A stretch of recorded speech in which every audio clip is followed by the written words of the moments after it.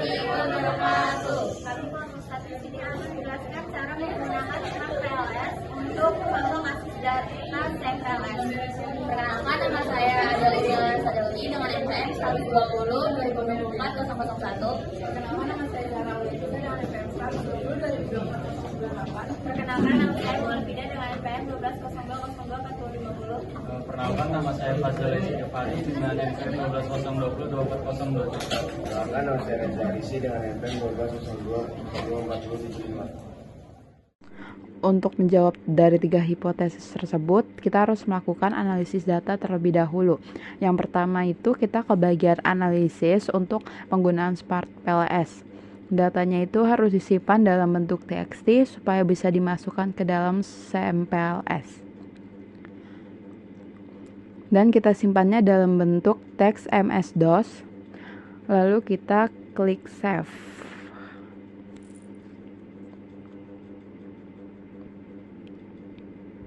Setelah itu kita ke Smart PLS. Yang pertama itu new project. Setelah itu kita membuat new workspace. Datanya itu harus dalam keadaan kosong.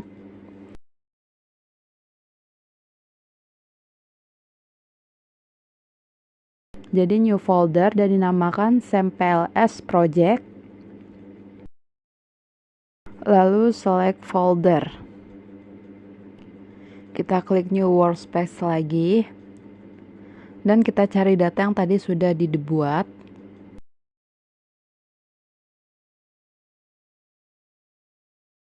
Kita klik SMPLS project-nya lalu select folder.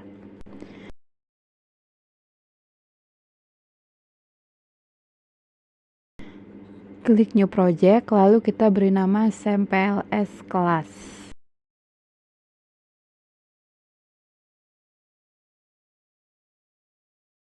Setelah itu cara mengimpor datanya itu cari data yang tadi dari Excel, lalu kita pilih dan klik open. Kita tunggu untuk prosesnya.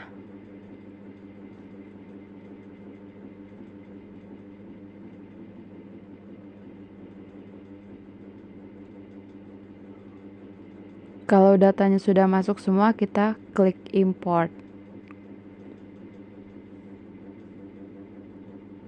Data tersebut sudah menandakan bahwa datanya sudah masuk.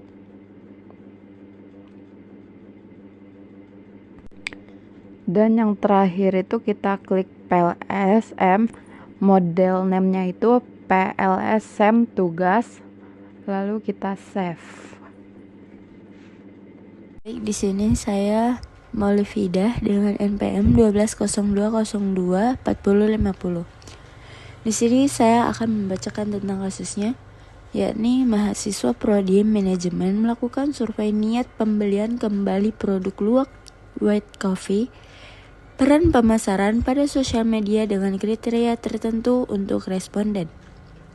Pada hasil survei diperoleh 60 responden yang mengisi hubungan antar variabel adalah sebagai berikut. Berikut ini adalah hipotesisnya. H1. Pemasaran sosial media berpengaruh positif dan signifikan terhadap niat pembelian kembali. H2. Kesadaran merek berpengaruh positif dan signifikan terhadap niat pembelian kembali. H3. EWOM berpengaruh positif dan signifikan terhadap niat pembelian kembali. Pertanyaannya, apakah menjawab semua 3 hipotesis penelitian? Di sini kita sudah di Smart PLS-nya. Kita akan membuat latent variable. Setelah sudah keluar, kita akan tulis NMK. Kita ulangin seperti tadi.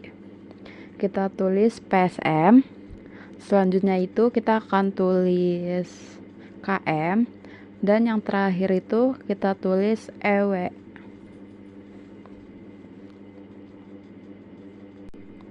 Selanjutnya itu untuk menata lingkarannya, kita klik select dan kita pindahkan lingkarannya sesuai keinginan.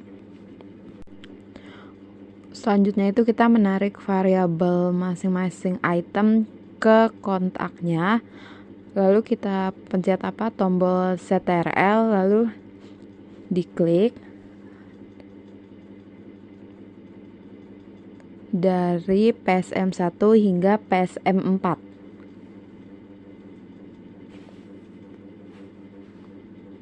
Lalu kita dorong ke lingkarannya. Kita akan lakukan yang sama, KM 1 hingga KM 5.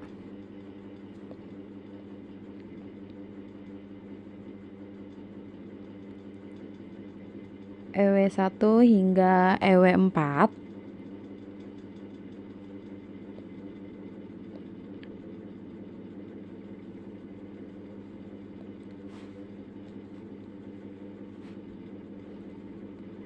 NMK 1 hingga NMK 3.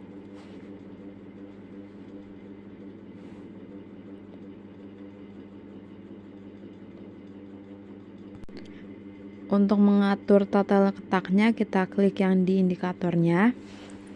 Yang PSM, KM, dan EW itu menjadi ke bawah, dan untuk yang NMK itu ke atas. Untuk menghubungkan variabelnya, kita klik connect. Setelah itu yang PSM kita tarik ke NMK, lalu yang KM juga akan kita tarik. Setelah itu yang terakhir EW juga kita akan tarik ke NMK. Nah, jika sudah semua, itu langkah selanjutnya mentotalkan. Kita klik calculate dan pilih PLSM algorithm. Kita pilih yang path, terus standard size dan default. Lalu kita klik start calculation. Dan di sini datanya sudah ada semua. Untuk melihat hasil interpretasi dari model pengukuran, kita balik lagi ke Smart PLS. Kemudian kita pilih quality criteria dari construct, reliability, dan validity. Kemudian kita overview dan hasilnya kita akan cantumkan di PPT model pengukuran pertama, yaitu reliabilitas internal. Kemudian untuk yang kedua kita balik lagi, kita pilih yang discriminant validity. Kemudian kita klik cross loading dan hasilnya kita screenshot dan kita masukkan ke PPT model pengukuran kedua, yaitu validitas diskriminan.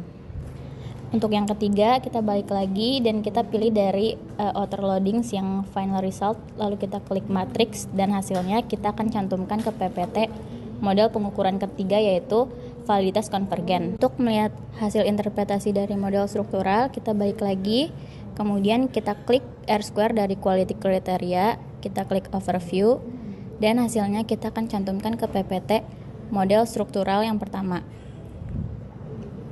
Nah, kita juga harus cari F-square-nya. Kita balik lagi, kita pilih F-square, kita pilih yang matrix, lalu hasilnya kita akan cantumkan di PPT-nya. Lalu model struktural yang kedua itu, kita balik lagi ke Smart PLS, kemudian kita pilih construct reliability validity, kemudian kita klik overview, dan yang average variance yang akan kita tampilkan di PPT. Pada slide ini akan dijelaskan model pengukuran yang digunakan dalam penelitian. Pengujian model pengukuran bertujuan untuk mengetahui tingkat reliabilitas dan validitas dari instrumen penelitian yang digunakan. Pengujian pertama adalah reliabilitas internal yang diukur menggunakan Corbix Alpha. Berdasarkan hasil pengujian, nilai Corbix Alpha pada seluruh variabel penelitian, yaitu electronic word of mouth, kesadaran merek, niat membeli kembali, dan pemasaran sosial media, menunjukkan nilai besar dari 0,7. Hal ini menunjukkan bahwa seluruh indikator dalam penelitian ini dinyatakan reliable. Selanjutnya, reliabilitas konstruk juga diuji menggunakan composite reliability, baik melalui HRA maupun HROC. Hasil pengujian menunjukkan bahwa seluruh nilai composite reliability berada di atas minimum 0,7, sehingga dapat disimpulkan bahwa konstruk penelitian memiliki konsisten internal yang baik. Selain reliabilitas, dilakukan pula pengujian validitas konstruk menggunakan average variance extracted atau AV. Berdasarkan tabel hasil pengujian, seluruh nilai AV pada masing-masing variabel menunjukkan angka lebih besar dari 0,5, yang berarti setiap konstruk maupun menjelaskan indikator-indikatornya dengan baik dan dinyatakan valid. Model pengukuran 2. Validitas diskriminan. Loading pada konstruk sendiri melebihi nilai loading pada konstruk lainnya atau cross-loading. Yang pertama, EWOM atau EW. Indikator EW1 sampai EW4 memiliki nilai loading pada konstruksinya sendiri yang lebih tinggi dibandingkan cross-loading pada konstruksi lain, sehingga memenuhi validitas diskriminan. Yang kedua, kesadaran merek KM. Indikator KM1 sampai KM4 menunjukkan loading tertinggi pada konstruk KM dibandingkan konstruk lain, sehingga dinyatakan valid secara diskriminan. Lalu yang ketiga, niat membeli kembali NMK. Indikator NMK1 sampai NMK3 memiliki loading yang lebih besar pada konstruk NMK dibandingkan konstruksi lainnya, sehingga memenuhi kriteria validitas diskriminan. Yang terakhir, pemasaran media sosial atau PSM. Indikator PSM1 sampai PSM3 menunjukkan nilai loading tertinggi pada konstruk PSM sehingga valid secara diskriminan. Baik, model pengukuran yakni validitas konvergen. Loading pada konstruk sendiri yakni lebih besar dari 0,5. Yang pertama, EWOM atau bisa disebut dengan EW, yakni indikator EW1 sampai EW4 memiliki nilai loading di atas 0,5 sehingga memenuhi validitas konvergen. Selanjutnya, kesadaran merek atau bisa disebut dengan KM, yakni indikator KM1 sampai KM4 menunjukkan nilai loading lebih dari 0,5 yang berarti valid secara konvergen. Selanjutnya, niat membeli kembali bisa disebut juga NMK, yakni indikator NMK1 sampai NMK3 memiliki nilai loading di atas 0,5 sehingga memenuhi kriteria validitas konvergen. Selanjutnya yang terakhir, pemasaran media sosial atau bisa disebut dengan PSM, yakni indikator PSM1 sampai PSM3 menunjukkan nilai loading lebih dari 0,5 sehingga dinyatakan valid secara konvergen. Pada model struktural, nilai adjusted R-square sebesar 0,638. Artinya, niat membeli kembali dapat dijelaskan oleh variabel pemasaran sosial media, kesadaran merek, dan IWOM sebesar 63,8%. Sementara itu, sisanya sebesar 36,2% yang diperoleh dari 100% dikurangi 63,8% dapat dijelaskan oleh faktor lain di luar model penelitian. Selanjutnya, predictive relevance atau chi-square dihitung menggunakan rumus chi-square sama dengan 1 dikurangi 1 dikurangi R-square. Sehingga chi-square sama dengan 1 dikurangi 1 dikurangi 0,638 dan diperoleh nilai chi-square sebesar 0,638. Karena nilai chi-square lebih besar dari 0, maka dapat disimpulkan bahwa model memiliki kemampuan prediksi yang baik. Goodness of fit atau GOF dihitung menggunakan rumus akar dari rata-rata AVE dikalikan dengan nilai R-square. Nilai R-square pada penelitian ini sebesar 0,638. Rata-rata AVE diperoleh dari penjumlahan nilai 0,750, 0,662, 0,820, dan 0,574.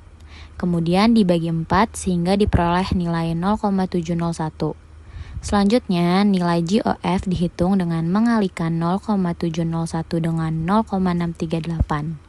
Kemudian diakarkan sehingga menghasilkan nilai GOF sebesar 0,669. Karena nilai GOF lebih besar dari 0,38, maka dapat disimpulkan bahwa tingkat kelayakan model tergolong besar. Untuk menginterpretasikan, kita kembali terlebih dahulu. Selanjutnya kita klik calculate dan kita pilih bootstrapping. Dan signifikannya itu adalah 0,05. Setelah itu kita klik start calculation. Nah, ini untuk hasilnya. Setelah itu kita klik final result dan klik pad coefficient Dan ini untuk hasilnya. Untuk ditaruh di PPT kita copy lalu kita pindahkan ke PPT-nya. Interpretasi hasilnya, yang pertama itu pengaruh EWOM terhadap niat membeli kembali. Nilai p-value-nya itu sebesar 0,366 yang lebih besar dari 0,05 yang menunjukkan hasil tidak signifikan sehingga hipotesis 0 diterima.